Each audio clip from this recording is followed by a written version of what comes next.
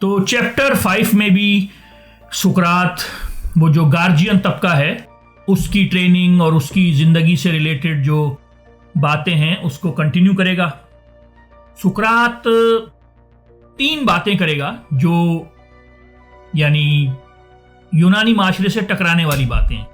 तीनों बातें यूनानी माशरे के लिए शायद काबिल कबूल नहीं थी उस वक्त। सुकरात कहेगा कि देखिए, पहली चीज़ तो यह है कि जो गार्जियन मर्द और औरतें हैं वो सेम वे ऑफ लाइफ गुजारेंगे। यानी कि उस ज़माने में यूनान में आदमियों की ज़िंदगी बिल्कुल मुख्तलिफ होती थी, औरतों की ज़िंदगी बिल्कुल मुख्तलिफ होती थी। ना औरतें जंग पे जाती थीं, ना औरतें पॉलिटिक्स में होती थीं, ना औरतें वोट देती थीं, ना औरतें हंटिंग करती थीं, ना तालीम और तरबियत में उनका कोई हिस्सा था, ना पॉलिटिक्स में उनका कोई हिस्सा था। यानी मर्दों की और औरतों की ज़िंदगी बहुत मुख्तलिफ थी। और सुकरात कह रहा है कि नहीं, जो गार्जियन मर्द और औरतें होंगी वो एक जैसी ज़िंदगी गुजारेंगी। यानी अगर मैं आपको एक मिसाल दूं तो हेरोडोटस, जिसने पहली हिस्ट्री की किताब लिखी है यूनान में, उसने एक जगह लिखा कि जब यानी यूनानी ईरान के बादशाह की दावत पर गए, वो जंगें भी लड़ते थे और उनकी डिप्लोमेटिक रिलेशनशिप्स भी थीं, तो जब वो हॉल में उन्होंने देखा कि मर्द और औरतें एक ही हॉल में खाना खा रहे हैं, तो वो यूनानी बड़ा हैरान हुए कि यार ये यहाँ पे मतलब आप लोग औरतें और मर्द एक ही हॉल में। तो ईरानियों ने कहा हाँ एक ही हॉल में, और मतलब क्या हम तो ग्रीस में औरतें बिल्कुल घर में थी, बिल्कुल कैद हुआ करती थी। उनका यानी अच्छा नहीं लगता, लेकिन बिल्कुल ही एक बकरी से थोड़ा सा ऊपर उनका एक रुतबा हुआ करता था। अगर आपने ग्रीक ट्रेजेडीज पढ़ी हो, 1-2 ट्रेजेडीज में तो इस तरह से लिखा भी गया है कि यार औरत का क्या है, मतलब बच्चा पैदा करने की एक मशीन है बस। और सुकरात यानी उनको कह रहा है कि नहीं, ग्रीक जो गार्जियन मर्द होंगी और जो गार्जियन औरतें होंगी, जो जस्ट सिटी ये बना रहा है, जो एक अदल पर एक सिटी कायम कर रहा है, उसमें मर्द और औरतों का सेम वे ऑफ लाइफ होगा। सुकरात ये कहता है कि नहीं, मुझे पता है कि मर्द और औरत डिफरेंट हैं, फिजिकली मर्द डिफरेंट हैं, औरतें डिफरेंट हैं, लेकिन देखिए सुकरात का सारा जो फलसफा है वो जिस्म से रिलेटेड है ही नहीं।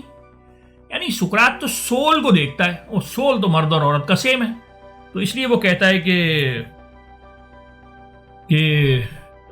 यानी मर्द और औरत जो गार्जियन होंगे वो एक जैसी जिंदगी गुजारेंगे। अच्छा, ये बात पहले हो चुकी है, यानी ऐसा नहीं है कि इससे पहले कभी ये बात नहीं हुई। पाइथागोरस जो था वो ये बात कर चुका था सुकरात से 200 साल पहले। पाइथागोरस तो यानी बहुत बहुत ऊंची चीज था, वो जो a² + b² = c² वाला पाइथागोरस। तो यानी कभी पाइथागोरस पर भी बात करेंगे। वो यानी उसका जो इंस्टीट्यूट था उसमें औरत और मर्द बराबर ट्रीट किए जाते थे। वो जो उसका तालीमी इंस्टीट्यूट था उसमें दाखिले की बड़ी अजीब कंडीशन थी। यानी एक शर्त उसमें दाखिले की ये थी कि आपको 4 साल पहले खामोश रहना पड़ता था। पूरे 4 साल बगैर बोले आप गुजारेंगे तो आप, यानी एक शर्त उसके इंस्टीट्यूट में दाखिले की ये भी थी। तो सुकरात अपने आप को पाइथागोरियन बोलता था, ये बोलता था कि आई एम अ पाइथागोरियन। बात नई नहीं थी, लेकिन ये मतलब जो ग्रीक मैस्कुलिनिटी थी ना, उसके लिए बड़ी एक यानी कि क्या है, औरतों को वो बराबर ही नहीं समझते थे। तो वो लोग पूछते हैं, यानी एडेमेंटस पूछता है कि यार हम लोग तो जिम्नेजियम में जाके बगैर कपड़ों के एक्सरसाइज करते हैं। यानी ग्रीक्स जो थे वो 2-3 चीजों में ना बहुत ही इन्वॉल्व थे। यानी एक तो वो हर शहर में जो भी शहर फतह करते थे जिम्नेजियम बनाते थे, एक वो एम्पी थिएटर बनाते थे। ये उनकी एक जिंदगी का एक सिलसिला था। तो जो जिम्नेजियम में ये सारे मर्द जाकर बगैर कपड़ों के एक्सरसाइज किया करते थे, ये उनका एक फिजिकल फिटनेस का एक तरीका था। उनके यहाँ एक बड़ा फिजिकल एनवायरनमेंट थी, क्योंकि स्पार्टा से भी टक्कर लेनी होती थी तो जरा और ज्यादा करना पड़ता था। तो उसकी एक अलग साइकोलॉजी है, यानी कपड़े उतार के एक्सरसाइज करने की। तो वो लोग कहते हैं कि क्या औरतें भी जिम जाएंगी और कपड़े उतार के एक्सरसाइज करेंगी? तो सुकरात कहता है हाँ, औरतें भी जिम जाएंगी और कपड़े उतार के एक्सरसाइज करेंगी। अब वो लोग कहते हैं कि यार कैसी बातें कर रहे हो, मतलब। तो वो कहता है कि क्यों, जब हम लोगों ने, मर्दों ने कपड़े उतार के एक्सरसाइज करना शुरू किया, हमें बड़ी शर्म और झिझक आती थी, लेकिन कुछ अरसे में हमने उसको यानी मैनेज कर लिया। तो ये आइडिया बड़ा शॉकिंग था। देखें, एक डायलॉग में गोर्गियास में कैलिक्लस जो है वो सुकरात पर एक इल्जाम ये भी लगाता है कि यार तुम्हारे अंदर तो कोई मर्दों वाली हरकत ही नहीं है। यानी तुम्हारे सारे शौक, यानी बैठ के सोचते रहना, मर्दों वाले शौक ही नहीं तुम्हारे। और सुकरात खुद भी यानी कि अपने आप को कहता था, एक डायलॉग में उसने कहा है कि I am a intellectual midwife, यानी इसकी माँ भी मिडवाइफ थी। यानी मिडवाइफ से मुराद कि जैसे एक जब बच्चा पैदा हो रहा होता है तो जो दाई होती है, जो मिडवाइफ होती है, वो हेल्प करती है बच्चा निकालने में। इसी तरह सुकरात कहता है कि मैं एक इंटेलेक्चुअल मिडवाइफ हूं, मैं आपके अंदर से इल्म निकालूंगा। तो ये पहला शॉकिंग आइडिया था जो सुकरात इस चैप्टर में देता है। दूसरा शॉकिंग आइडिया सुकरात देता है फुल कम्युनिज्म का, यानी कि जो जिसका इसने पहले भी बताया था कि ये सारे मर्द और औरतें एक दूसरे की मियाँ भी होंगी और एक दूसरे की बीवियां भी होंगी। अब यानी ये कार्ल मार्क्स से 2,500 साल पहले टोटल कम्युनिज्म की बात करके गया। वो कहता है कि यानी इस जो गार्जियन तबका होगा इसमें सेक्स अलाउ नहीं होगा।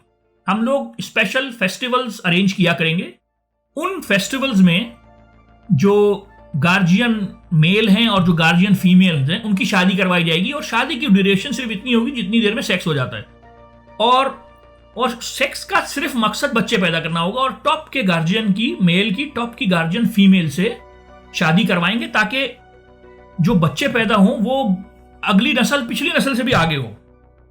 यानी कि ब्रीडिंग जो होगी वो टोटली प्लान्ड होगी। यानी ये जो सुकरात आइडिया दे रहा है ये बड़ा एक टोटलिटेरियन स्टेट का आइडिया, नॉर्थ कोरिया से भी आगे की स्टेट का आइडिया दे रहा है। जो गार्जियन क्लास होगी उसमें सेक्स बिल्कुल अलाउ नहीं होगा। सेक्स सिर्फ फेस्टिवल्स में किया जाएगा और उसका मकसद, यानी फेस्टिवल्स में अरेंज करवाया जाएगा और उसका मकसद सिर्फ बच्चे पैदा करना है। ब्रीडिंग टोटली कंट्रोल्ड होगी। अगर कोई अनप्लैन्ड सेक्स हो गया और बच्चा हो गया तो उस बच्चे को डिस्पोज कर दिया जाएगा, और अगर कोई बच्चा ऐसा हो गया कि वो स्पेशल है या माजूर है तो उस बच्चे को भी डिस्पोज कर दिया जाएगा। अगर गार्जियंस वीक हैं, इन्फीरियर हैं, उनका जो बच्चा हुआ तो वो प्रोड्यूसिंग क्लास को दे दिया जाएगा। मैंने आपको बताया ना 3 क्लासें हैं, यानी प्रोड्यूसिंग क्लास, महाफिज मददगार, महाफिज रूलर। तो ये महाफिज मददगार और रूलिंग क्लास जो है इसकी बातें हो रही है, प्रोड्यूसिंग क्लास में कोई बात नहीं की। तो सुकरात ने कहा अगर महाफिज मददगार या महाफिज रूलर, महाफिज हाकिम, इस तबके के किसी मियाँ बीवी के बच्चा इंफीरियर हुआ या वो गार्जियन इंफीरियर हो गए कुछ अरसे के बाद, तो उनके बच्चे प्रोड्यूसिंग क्लास में ट्रांसफर कर दिए जाएंगे, उनको बताया भी नहीं जाएगा। सुकरात कहता है कि यानी कि जैसे जब वो फेस्टिवल अरेंज हुआ तो उसके 7 से लेकर 10 महीने तक 2 बच्चे होंगे वो उनके होंगे, यानी उनको बताया नहीं जाएगा कि आपका वो बच्चा है, बस ये सारे बच्चे आपके हैं जो उस महीनों में पैदा हुए हैं। और वो सारे बच्चे उन सारे माँ बाप को अपना माँ बाप समझेंगे जिन्होंने उन महीने में फेस्टिवल्स में सेक्स किया था।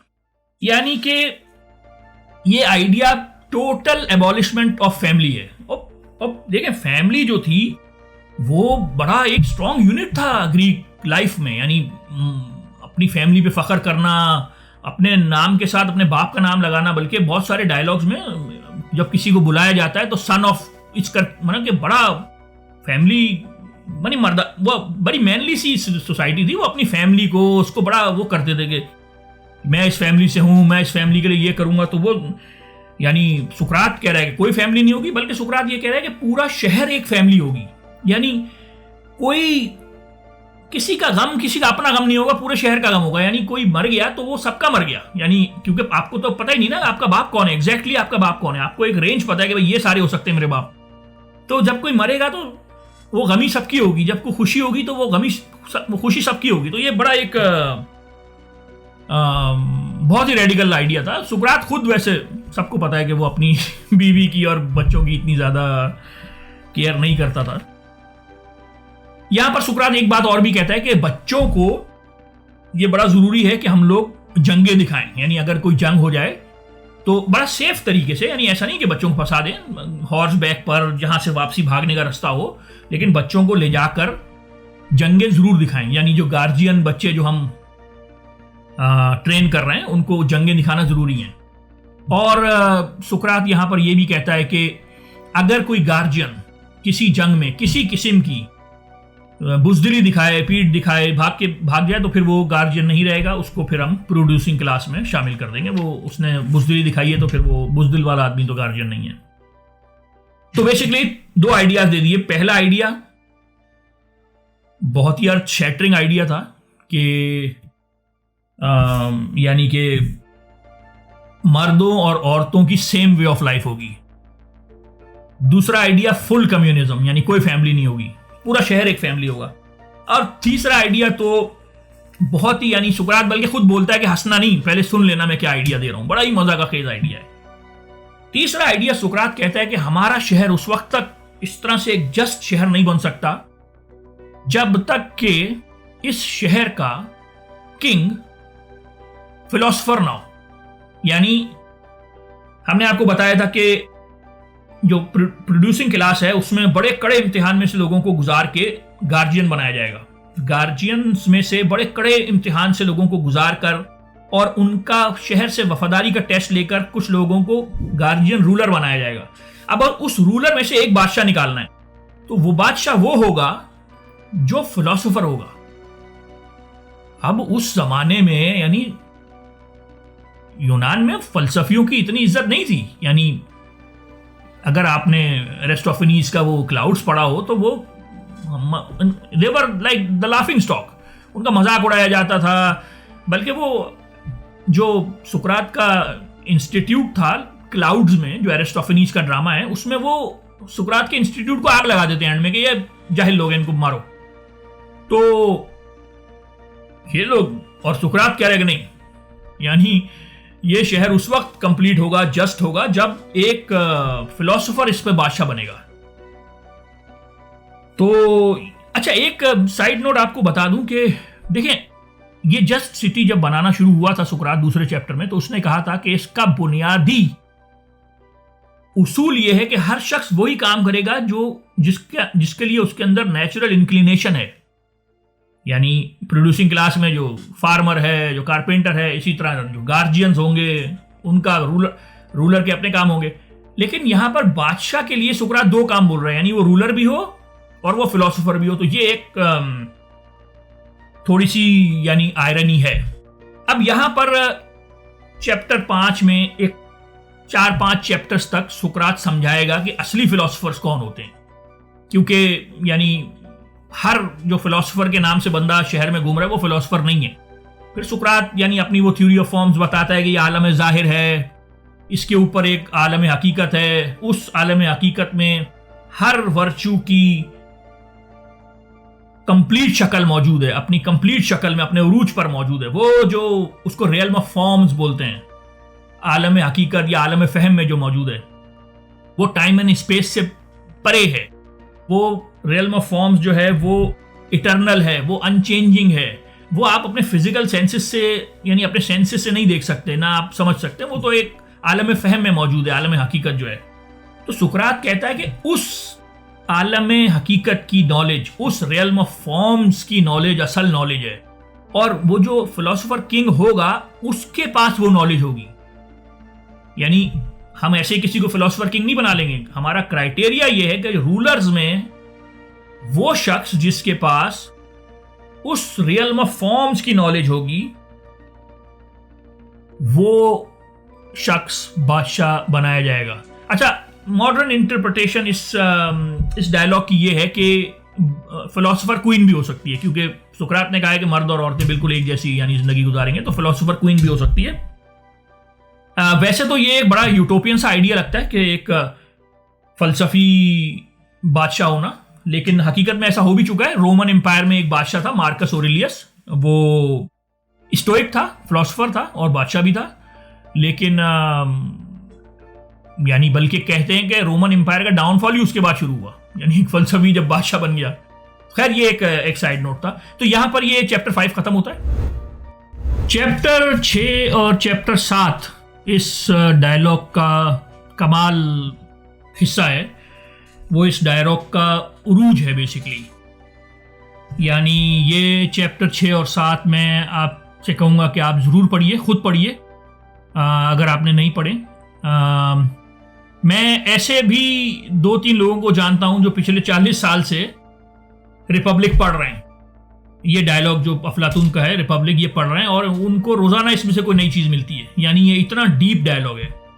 तो अगर आपको उर्दू में पढ़ना है तो रिख्ता पर भी इसकी एक उर्दू ट्रांसलेशन मौजूद है रियासत के नाम से, तो आप उर्दू में भी पढ़ सकते हैं वहाँ पर। मैं अपनी यानी इस वीलॉग सीरीज के लिए प्लेटो की जो एडिशन यूज़ कर रहा हूँ प्लेटो का, वो ये जॉन एम कूपर का ये जो कंप्लीट वर्क्स ऑफ प्लेटो है, edited by John M Cooper, ये यूज़ कर रहा हूँ। ये अजीब इत्तेफाक है कि प्लेटो वाहिद एक यूनानी फ़लसफ़ी है जिसका सारा काम हम तक पहुँचा है। इसके अलावा अरस्तु है जिसका बहुत सारा काम पहुँचा है, लेकिन सारा नहीं पहुँचा। अरस्तु ने भी कुछ डायलॉग्स लिखे थे जो हम तक नहीं पहुँचे हैं। तो ये एक बहुत बड़ी बात है कि हज़ारों फिलोसोफर्स में से यूनान के सिर्फ एक फिलोसोफर है अफलातून जिसका सारा काम हम तक पहुँचा है। इसके पीछे क्या सियासत है हम वो भी कभी डिस्कस करेंगे। देखिए रोमन फिलोसोफर्स का भी काम पहुंचा है, लेकिन वो रोमन फिलोसोफर्स का लेवल वो तो नहीं था ना जो यूनानी फिलोसोफर्स का लेवल था। तो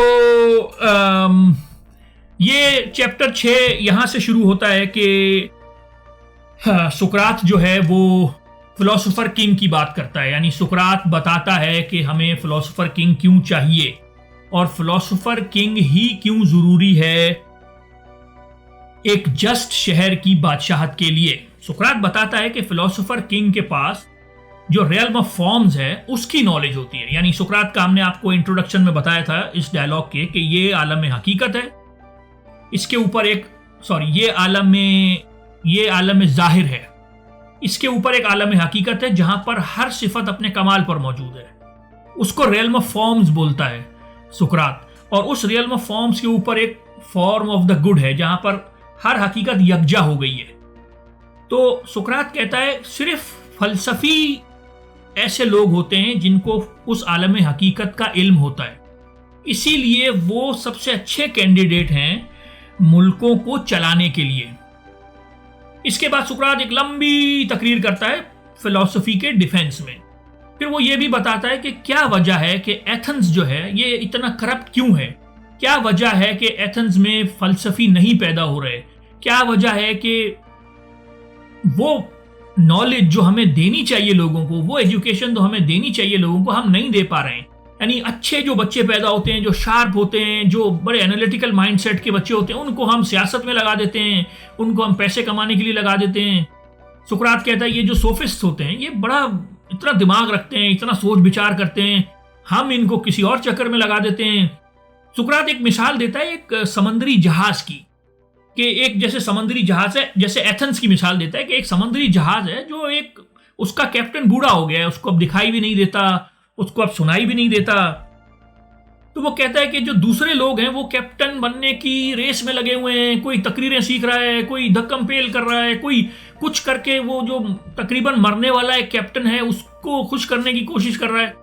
वो कहता है कि बजाय इसके कि जो नेविगेशनल स्किल्स हैं, जो कैप्टनशिप स्किल्स हैं, उन पर काम किया जाए और जिस आदमी के पास सबसे ज्यादा नॉलेज हो उन स्किल्स की उसको अगला कैप्टन बनाया जाए। यहाँ पर तकरीरों में लग जाते हैं, यहाँ पर जमहूरियत में लग जाते हैं। वो कहता है इस वजह से हम लोग अच्छे फलसफी नहीं प्रोड्यूस कर पा रहे। जो अच्छे लोग जिनको फलसफा करना चाहिए वो और वजूहात की वजह से तुम लोग उनको ट्रीट ही इतना बुरा करते हो कि वो फलसफा करते ही नहीं है। तो फिर वो पूछते हैं, एडवेंटस पूछता है कि भाई फिर आप क्यों फलसफा कर रहे हो?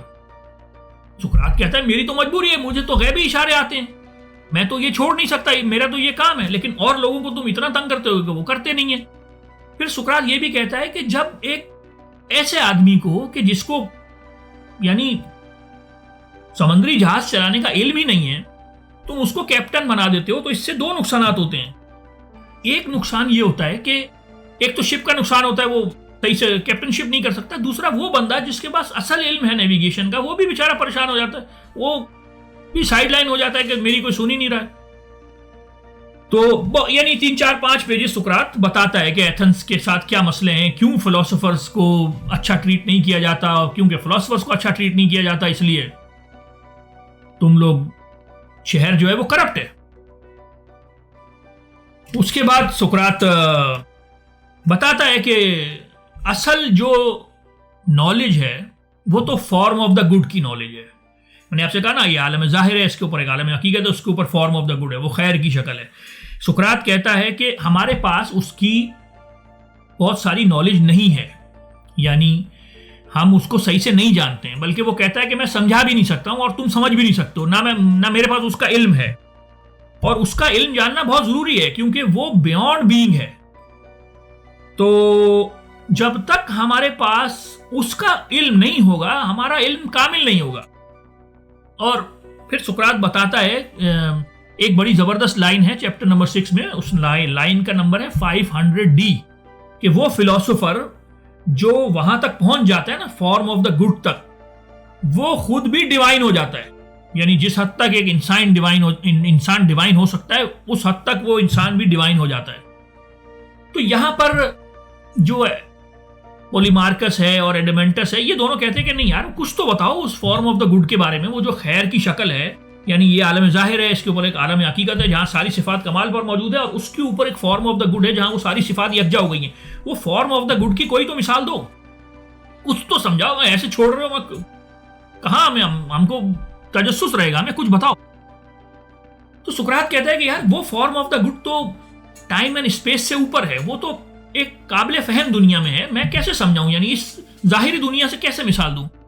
सुकरात कहते हैं कि चलो मिसाल अगर मैं दूं इस जाहिरी दुनिया से, तो जैसे इस जाहिरी दुनिया के लिए सूरज है ना, यानी सूरज की वजह से सब कुछ है। सूरज की वजह से मौसम है, सूरज की वजह से फल हैं, सूरज की वजह से दरख्त हैं, जंगलात हैं, फूल हैं, जिंदगी है, सूरज की वजह से रोशनी है, सूरज की वजह से सब कुछ दिखता है, सूरज की वजह से हमारा जो आईसाइट है, सेंस है, वो काम करता है। यानी अगर सूरज ना हो तो कुछ भी नहीं है। इसी तरह वो फॉर्म ऑफ द गुड है आलम फहम के लिए। अगर वो ना हो तो नॉलेज भी नहीं है, हकीकत भी नहीं है, सच्चाई भी नहीं है, ट्रूथ भी नहीं है। यानी उसी की वजह से नॉलेज है। यानी एक तो ये कि वो खुद भी नॉलेज है और उसी की वजह से हर चीज में नॉलेज है। अगर आपके पास उसकी नॉलेज नहीं है तो बाकी सारी नॉलेज बेकार है। तो यानी वो जो फॉर्म ऑफ द गुड है, वो सुकरात की नजर में सब कुछ है। वो ही इस दुनिया में या आलम हकीकत में हर अच्छाई का रीजन है। यानी बहादुरी नहीं है, करेज नहीं है, यानी ऑनेस्टी कुछ भी नहीं है अगर वो फॉर्म ऑफ द गुड नहीं है। वो फॉर्म ऑफ द गुड सबसे इंपॉर्टेंट है। आखिरी में चैप्टर 6 के एंड पे सुकरात अपनी डिवाइडेड लाइन की थ्योरी पेश करता है। बहुत मशहूर थ्योरी है। सुकरात बताता है कि अकल के, फहम के, नॉलेज के, हकीकत को जानने के 4 दर्जे होते हैं। पहला दर्जा सुकरात कहता है, पहला दर्जा होता है इमेजेस का। यानी कि मिसाल के तौर पर अगर एक घोड़ा खड़ा है और उस घोड़े का साया बन रहा है पानी पे या जमीन पे, तो वो साया जो है, वो इमेज जो है, वो फहम का पहला लेवल है।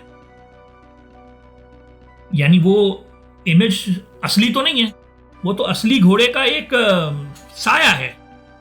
या इसी तरह से शायरी है। यानी शायरी में अगर आप किसी मंजर को पेश करते हैं तो वो एक इमेजरी होती है। या इसी तरह से पेंटिंग है, यानी उस घोड़े की अगर मैं तस्वीर बना दूं तो वो एक इमेज है। तो सुकरात कहता है कि पहला दर्जा फहम का है इमेजेस को जानना। दूसरा दर्जा है उस घोड़े को जानना जो खड़ा है, यानी अपने हवासे खमसा को इस्तेमाल करके उस घोड़े को जानना, यानी देखना, उसको टच करना, उसको सूंघना, उसकी आवाज को सुनना। यानी दूसरा दर्जा फहम का हो गया सेंस परसेप्शन। यानी पहला दर्जा इमेजेस, साए, रिफ्लेक्शंस, यानी शीशे में देखना। दूसरा दर्जा सेंस परसेप्शन जो हमारी हवा से खमसा है। लेकिन सुकरात कहता है ये दोनों दर्जे इल्म के दर्जे नहीं है, ये दोनों दर्जे ओपिनियंस हैं। क्योंकि इस दुनिया में हर चीज चेंजिंग है, वो आज वहां है, कल नहीं है। और आपकी जो आई साइट है, कहीं कुछ देखती है, कुछ होता है, सुनने में कुछ होता है। सुकरात तो सेंसेस पे रिलाय ही नहीं करता। वो ये 5 हवा से खमसा है, इन पे बिल्कुल रिलाय नहीं करता। वो कहता है ये बिल्कुल रिलायबल नहीं है, इनसे जानी हुई नॉलेज कोई रिलायबल नहीं है। तो पहली चीज हो गई इमेजेस, साए, रिफ्लेक्शंस। दूसरी चीज हो गई हवा से खमसा। सुकरात कहता है ये दो जो फहम के दर्जे हैं, ये इस जाहिरी दुनिया से रिलेटेड है। लेकिन असल इल्म तो आलम हकीकत में है। अब आलम हकीकत की तरफ बढ़ने के लिए हमें टाइम और स्पेस से निकलना पड़ेगा। तो हमें एक सीढ़ी चाहिए जो इस आलम जाहिर में भी हो और आलम हकीकत में भी हो। वो सीढ़ी है मैथमेटिक्स। मैथमेटिक्स हमें इस टाइम और स्पेस और जमान और मकान की दुनिया से हकीकत की दुनिया में लेके जाएगी। और मैथमेटिक्स है परफेक्ट। मैथमेटिक्स चेंज नहीं होती।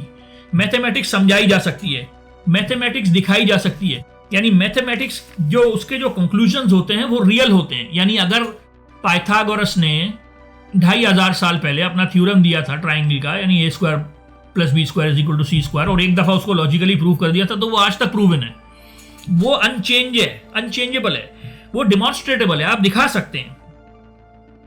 तो सुकरात कहता है यानी तीसरा दर्जा इल्म का है, यानी फहम का है मैथमेटिक्स। यानी पहला दर्जा हो गया इमेजेस, दूसरा दर्जा हो गया सेंस परसेप्शन। इन दोनों को वो इल्म नहीं मानता, इनको वो कहता है ओपिनियन, ये तो राय है, ये तब्दील होती रहती है। तीसरा दर्जा है मैथमेटिक्स, वो परफेक्ट है, वो समझाई जा सकती है, दिखाई जा सकती है, और वो इस दुनिया में भी है और इस दुनिया से बाहर, इस आलम ज़ाहिर से बाहर निकलने की सीढ़ी भी है। यानी कि अगर मैं आपसे कहूं कि मुझे -1 का स्क्वायर रूट दिखा दें, तो दुनिया में तो आप नहीं दिखा सकते, लेकिन वो है, तो वो हमें इस आलम ज़ाहिर से आलम हकीकत में ले जाने की सीढ़ी है। वो तीसरा दर्जा है फहम का। और चौथा दर्जा फहम का है वो नॉलेज ऑफ द फॉर्म्स, वो जो एक आलम हकीकत है जहां पर हर सिफत अपने कमाल पर मौजूद है ना, उस नॉलेज ऑफ द, वो जो रियल्म ऑफ द फॉर्म है, वो जो आलम हकीकत है, उसमें जो फॉर्म्स मौजूद हैं उनका इल्म हासिल करना हकीकी इल्म। तो 4 दर्जे हो गए, इमेजेस यानी तस्वीरें, पेंटिंग, शायरी, साया। दूसरा दर्जा सेंस परसेप्शन, और इन दोनों को सुकरात इल्म नहीं मानता। तीसरा दर्जा मैथमेटिक्स है, वहां से वो समझता है कि नॉलेज, इल्म, हकीकत शुरू होती है, उसकी वजह से हम टाइम एंड स्पेस से बाहर निकलते हैं। और चौथा दर्जा है रियल्म ऑफ द फॉर्म्स का। तो ये इसकी डिवाइडेड लाइन की थ्योरी है जो बहुत मशहूर है। यहां पर चैप्टर 6 खत्म होता है। अब चैप्टर नंबर 7 में सुकरात अपनी गार की मिसाल देता है, जो कि फलसफे की दुनिया की एक बहुत मशहूर मिसाल है। सुकरात यानी बताता है कि किस तरह से हमारी तालीम हमारे सोल को अंधेरों से निकालकर हकीकत की तरफ लेके जाएगी। ये बेसिकली डिवाइडेड लाइन की ही एक और एग्जाम्पल है। सुकरात कहता है कि समझो एक गार है जिसमें कुछ लोग कैद हैं, और वो लोग कैद इस तरह से हैं कि वो गर्दन तक कैद हैं, यानी वो लोग पीछे नहीं देख सकते। उनके पीछे एक दीवार है आदि, उस दीवार के पीछे कुछ लोग पुतले लेके खड़े हैं, कोई घोड़े का पुतला, कोई दरख्त का पुतला, कोई परिंदे का पुतला मिसाल के तौर पे, और उन लोगों के पीछे आग जल रही है। उस आग की वजह से उन पुतलों का साया इन कैदियों के सामने वाली दीवार पर बन रहा है। तो ये जो कैदी हैं, इनकी टोटल अंडरस्टैंडिंग, जिनका जो टोटल वर्ल्ड व्यू है वो ये दीवार है। वो समझते हैं कि ये दीवार पे जो साए बन रहे हैं, ये दीवार पे जो इमेजेस बन रहे हैं, यही हकीकत है, और वो इस हकीकत को ही अपनी पूरी दुनिया समझते हैं।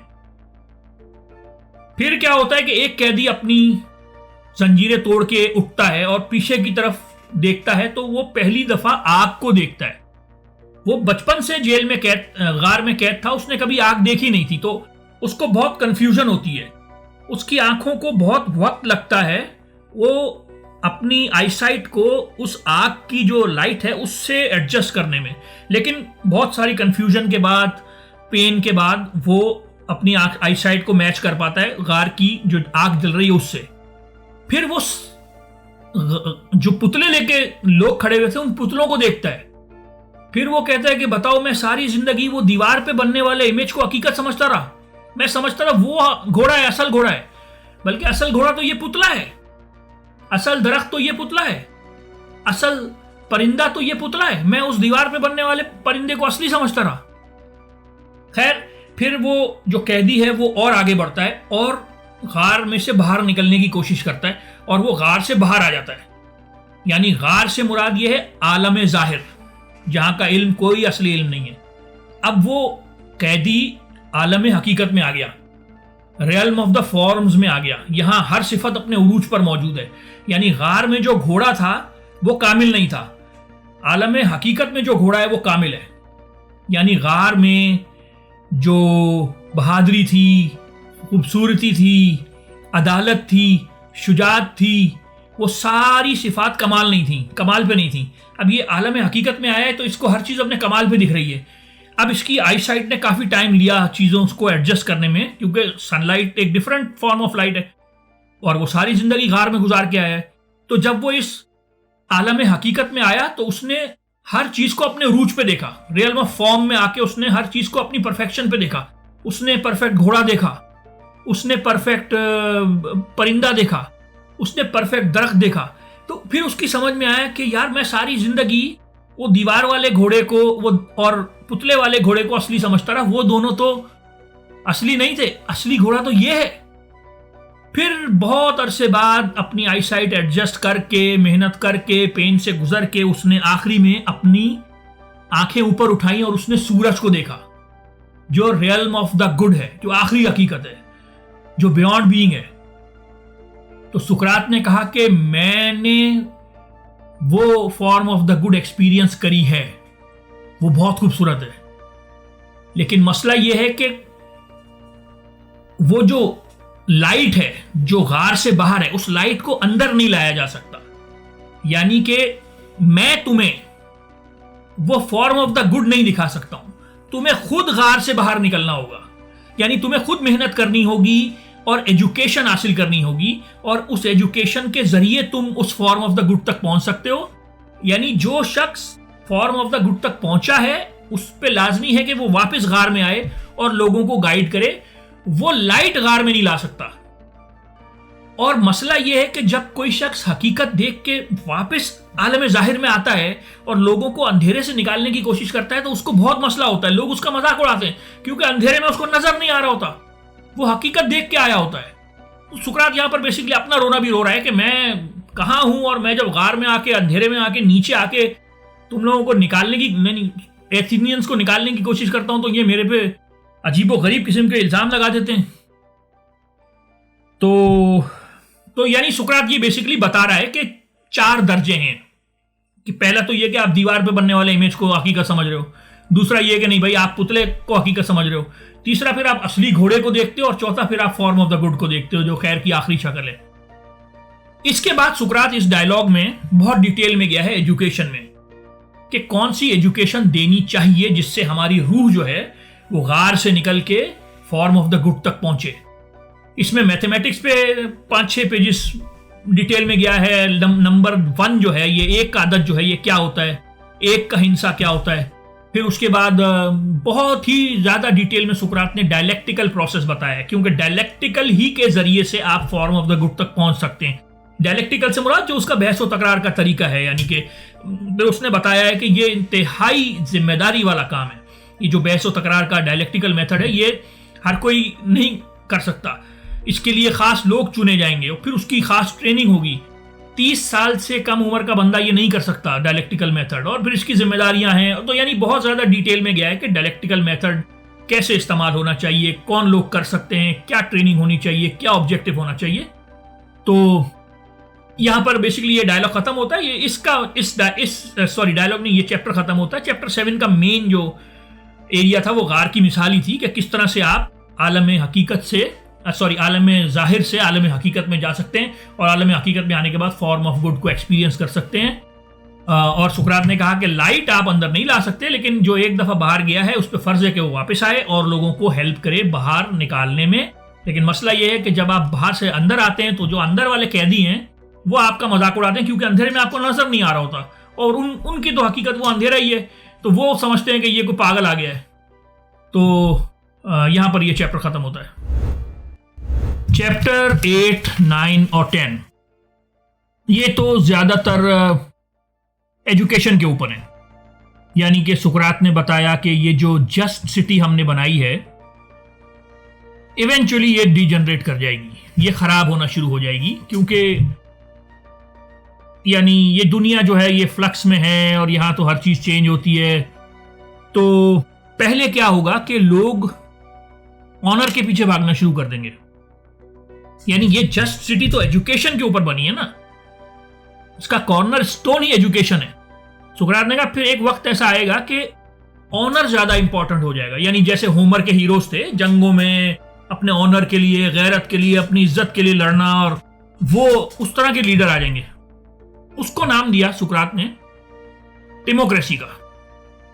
यानी तालीम की अहमियत कम हो जाएगी, एजुकेशन की अहमियत कम हो जाएगी, और ऑनर की अहमियत ज्यादा हो जाएगी। उसके बाद सुकरात ने कहा अगली स्टेज ये आएगी जिसको उसने नाम दिया ओलिगार्की का, कि बहुत थोड़े से लोगों के हाथ में बहुत सारी दौलत आ जाएगी।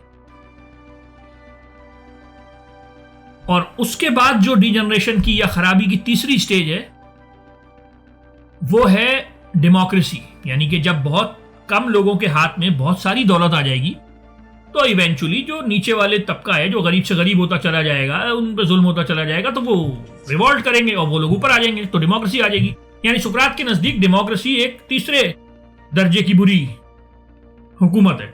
यानी पहले तो जस्ट सिटी है, आदिल शहर, उसके बाद जिसका उसने नाम दिया डेमोक्रेसी, यानी जहां पे ऑनर के पीछे भागने वालों की हुकूमत होगी। दूसरा उसने कहा ओलिगार्की, जो दौलत के पीछे भाग रहे हैं उनकी हुकूमत होगी। और तीसरी डेमोक्रेसी, जो निचला तबका रिवॉल्ट कर देगा। तो यानी बहुत ही नीचे रेट करता है सुकरात डेमोक्रेसी को। और फिर सुकरात कहता है अगर हमारे पास डेमोक्रेसी रही तो उसके बाद अगली स्टेज आएगी टिरेनिकल हुकूमत की, यानी जालिमों की हुकूमत आ जाएगी। क्योंकि डेमोक्रेसी यानी हम बहुत सारे पिछले व्लॉग में बता चुके हैं, सुकरात डेमोक्रेसी को कोई इज्जत नहीं देता। वो समझता है कि डेमोक्रेसी में तो सबसे बुरे आदमी की हुकूमत आ जाती है। डेमोक्रेसी में तो सिर्फ तकरीरें करना और इस तरह की काम होते हैं, जिसको हुकूमत चलाना आती है, मुल्क चलाना आता है, उस तरह के लोगों को तो आप साइडलाइन कर देते हैं। इसलिए डेमोक्रेसी के बाद अगली स्टेज टिरनी, यानी जालिमीन की हुकूमत। तो इस तरह से सुकरात कहता है कि एक जस्ट हुकूमत, एक जस्ट सिटी डिजनरेट करते करते एक जालिम सिटी बन जाएगी।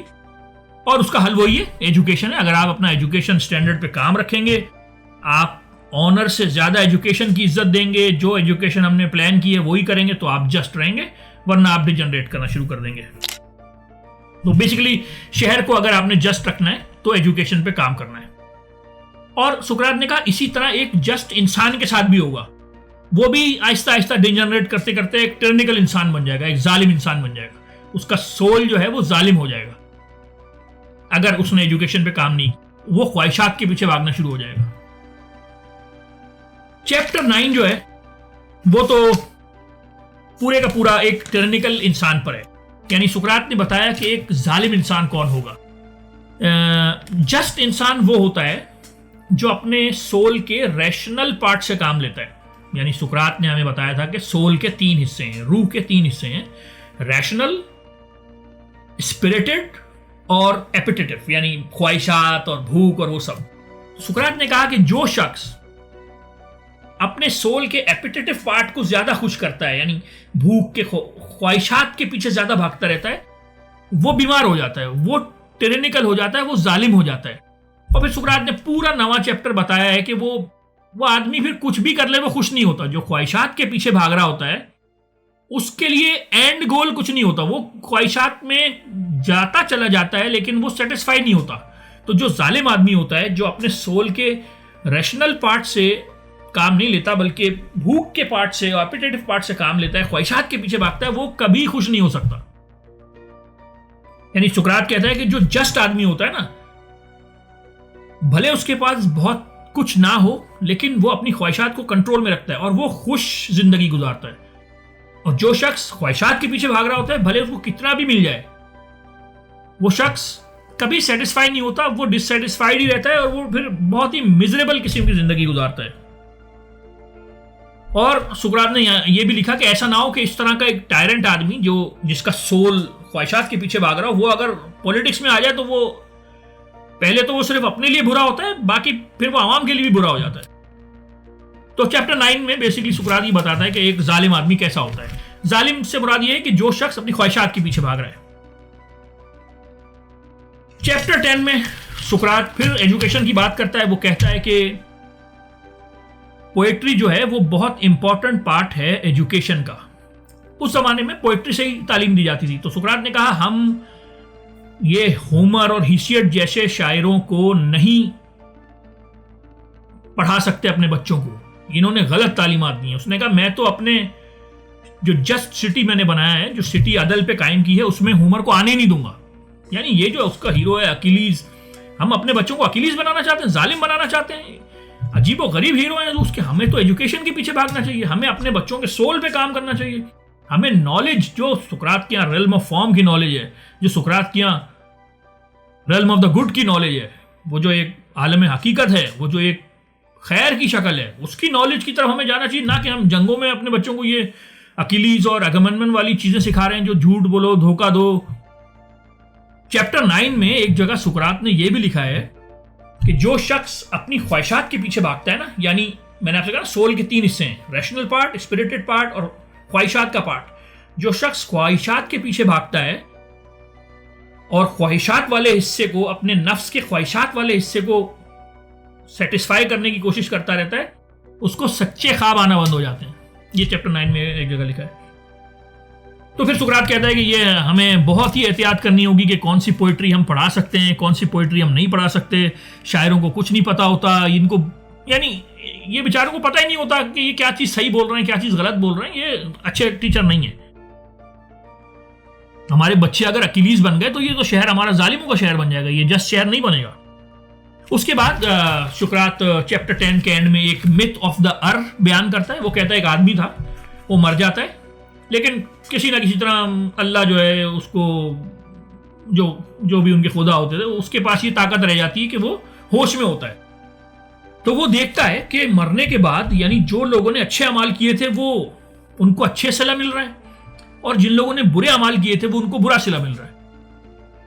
तो बेसिकली सुकरात यहां पर अपने लिसनर्स को यह भी बता रहा है कि जस्टिस जो है, अदल जो है, उसका सिर्फ जिंदगी में ही फायदा नहीं है, मरने के बाद भी आपको उसका सिला मिलेगा। फिर सुकरात कहता है कि वो जो अर था जिसने ये देखा कि जो अच्छे अमाल कर रहा है वो जन्नत में जा रहा है, जो बुरे अमाल कर रहा है वो दोज़ख में जा रहा है, उसने ये देखा कि 1000 साल के बाद उन लोगों को जिन्होंने अपनी जन्नत गुजार ली और दोज़ख गुजार ली, 1000 साल के बाद उनको ऑप्शन दिया गया कि अब आप किसी और रूप में री इनकारनेट हो सकते हैं, चाहे तो इंसान बन सकते हैं, चाहे तो आप जानवर बन सकते हैं। देखिए सुकरात की सारी फिलॉसफी सोल पर है। सुकरात इमॉर्टैलिटी ऑफ द सोल का कायल था। वो ये समझता था सोल कभी नहीं मरता, इंसान का जिस्म मरता है और इंसान दोबारा किसी शक्ल में री इनकारनेट होता है। तो उस बंदे ने, अर ने बताया कि जो होमर के हीरोज थे उनको जब ये ऑप्शन दिया गया कि आप कौन सी शक्ल में दोबारा आना पसंद करेंगे इस दुनिया में, तो कोई ईगल बन रहा है, कोई शेर बन रहा है। तो यानी उसने कहा कि यानी उनकी ख्वाहिश ही नहीं है इंसान बनने की, वो उनके अंदर का जो था ना, शेर, छीनना, झपटना, लड़ना, उसी तरह के रूप में वो दोबारा री इनकारनेट हो रहे हैं। यानी वो इंसान के रूप में ही नहीं आना चाह रहे। सिर्फ एक ओडिसियस था जो होमर की दूसरी किताब का हीरो है, ओडिसी का, वो एक क्योंकि पॉलिटिकल लीडर था, लेकिन उसने एक इंसानी रूप में आना पसंद किया, लेकिन एक आम शहरी के तौर पे, यानी बिल्कुल लीडरशिप रोल नहीं, बिल्कुल कोई फाइटर किस्म का रोल नहीं, एक आम शहरी का रोल। तो यहाँ पे यानी सुकरात ने यह भी बताया कि जस्टिस का सिर्फ दुनिया में फायदा नहीं है, मरने के बाद भी फायदा है। तो यहाँ पर ये चैप्टर खत्म होता है और ये बुक भी खत्म होती है 10वें चैप्टर के बाद। ये यानी एक ऐसा चैप्टर है जिस पर, ये एक ऐसा डायलॉग है, ऐसी बुक है जिस पर लोग 2500 साल से इस पे काम कर रहे हैं, इसको इंटरप्रेट कर रहे हैं। इसके एक एक पैराग्राफ पे लोग पीएचडी करते हैं। इस बुक का ये जो डायलॉग है यानी प्लेटो, इसका एक एक लफ्ज़ मैजिक है। ये किताब आप पढ़ेंगे तो आपको पता चलेगा कि एक किताब इंसान पर कितना असर डाल सकती है। मेरा ख्याल है दुनिया में इंसानों की लिखी हुई जितनी भी किताबें, मैं सिर्फ फिलॉसफी की बात नहीं कर रहा हूँ, उनमें अगर बहुत ही कड़ा टेस्ट लेकर शॉर्ट लिस्ट किया जाए 10-15 किताबों में, तो ऐसा हो नहीं सकता कि ये किताब उसमें शामिल ना हो। और जाहिर सी बात है, मैंने ये वीलॉग इसलिए बनाया है कि यानी अगर किसी ने ये किताब नहीं पढ़ी तो उनको एक स्टार्टिंग पॉइंट मिल जाए, थोड़ा सा बैकग्राउंड मिल जाए, और वो इस किताब को जरूर पढ़ें। इसका एक एक लफ्ज़ मैजिक है। प्लेटो सबसे बड़ा फिलोसोफर है, इसमें किसी किस्म का डाउट नहीं है। यानी कि आप उससे एग्री करें या ना करें, ये एक अलग बहस है, बिल्कुल अलग बहस है। एग्री करना ना एग्री करना वो एक अलग बहस है, लेकिन उसकी जो अजमत है उससे आप इनकार नहीं कर सकते। यानी प्लेटो का जो सबसे बड़ा क्रिटिक था फ्रेडरिक नीचा, उसने बहुत क्रिटिसाइज किया प्लेटो पे, हर तरह से क्रिटिसाइज किया, फॉर्म ऑफ द गुड को क्रिटिसाइज किया। उसने कहा ये हमें मेटाफिजिक्स में फंसा के चला गया, इस दुनिया को बुरा कह के चला गया, और ये करके बहुत उसकी आप किताबें पढ़े तो उसने लेकिन वो प्लेटो से बाहर नहीं जा सका। क्रिटिसाइज किया लेकिन प्लेटो से बाहर नहीं जा सका। यानी आप, बल्कि वो एक एल्फ्रेड वाइट नॉर्थ हेड, एक ब्रिटिश एनालिटिकल फिलोसोफर थे, उन्होंने कहा था कि 2500 साल में हमने जो फलसफा किया है उसको हम अगर समराइज करें तो बेसिकली हमने इतना सा फलसफा किया है कि हमने प्लेटो के डायलॉग्स के नीचे फुटनोट्स लिखे हैं। सारा जो फलसफा है वो इतना सा है कि बस प्लेटो के नीचे फुटनोट्स में आ जाएगा हमारा फलसफा। ये हमने किया 2500 साल में। बल्कि एक अमेरिकन क्रिटिक थे रॉल्फ वॉल्डो एमरसन, उन्होंने कहा था कि Plato is philosophy and philosophy is Plato. तो ये डायलॉग आप भी जरूर पढ़िए और मैंने कहाँ कहाँ गलतियां की है मुझे जरूर बताइए। मुझे बहुत मजा आता है अगर कोई कमेंट करता है और डिस्कशन में मुझे इंडल्ज करता है। तो अपना ख्याल रखिएगा, बहुत शुक्रिया।